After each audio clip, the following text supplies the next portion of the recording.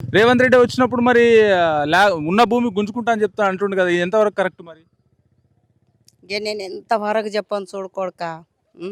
అట్లా ఇచ్చిన భూములు కూడా గుంజుకుంటే ఇక వాళ్ళకి ఎట్లా తోస్తే అట్లా చేస్తుండరేమో, పెద్ద మనుషులు వాళ్ళు, వాళ్ళకి తెలియదు ఆ కొడుక. అంటే కష్టపడి చిన్నప్పటి నుంచి కష్టపడి వ్యవసాయం చేస్తారు మీరు, ఆ? దాని మీద బతుకుతున్నారు. నాకు భూమే లేదు కొడుక, ఆడ నాకు లేనే లేదు, ఎవడన్నిట్లే పడుకోక. అంతేనా? ఆ, ఆడ లేకున్నా సరే ఊర్లో అయితే ఉంది కదా నీకు భూమి. ఊళ్ళో ఉండదేమో ఇంత ఇక్కడ తెలుగు బిడ్డ, ఊళ్ళో ఉండదు కొంటాడు. ఆ. ఇక ఒక పిల్లగాడు ఉన్నాడు, వాడు అక్కడ బొంబాయి కన్న కష్టం చేసుకొని ఇక అట్లాగే బతుకుతుండం. ఆ.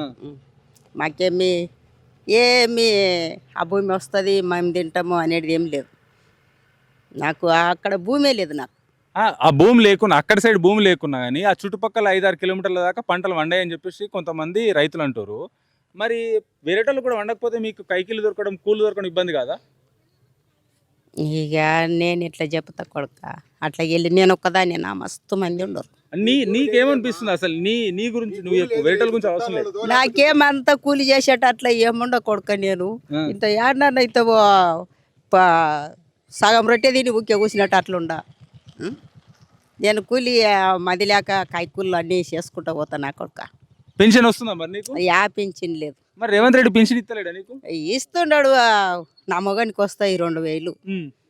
ఒక రైతు బంధు పాయే 4,000 పింఛన్ అని అతను కూడా మా పేద మందిని కష్టపెడుతున్నాడు అనుకో. పేద మందిని కష్టపెడుతుండు. ఎట్లా కష్టపెడుతుండు పేద మందిని? 4,000 పింఛన్ ఇస్తానని, అదేమి రైతు బంధు పడపాయ. ఇంకా రైతు బంధు పడ్డదన్నాడుగా, మీకు రాలే మరి? రాలేదు కొడుక. ఎన్ని ఎకరాలు ఉంది? 2 ఎకరాలు ఉండదు. 2 ఎకరాలు ఉంది. రైతు బంధు రాలే. రుణమాఫీ అయిందా ఏమన్నా? రుణమాఫీ కూడా కాలేదు కొడుక. 27,000 ఉన్నాయి. 3 నెలల దినమాయసుడు ఇప్పటిదాకా రుణమాఫీ కాలేదు. మరి ఎట్లా కడుతురు? ఏడ కడుతుండం, దాని చావడికే అదే గుండె వాళ్ళకి కూర్చున్నాం మేము. ఇది గుండెవాళ్ళు ఎందుకు? మీ గుండె వాళ్ళు కూడా ఎందుకంటావా, మొన్న బోరేస్తి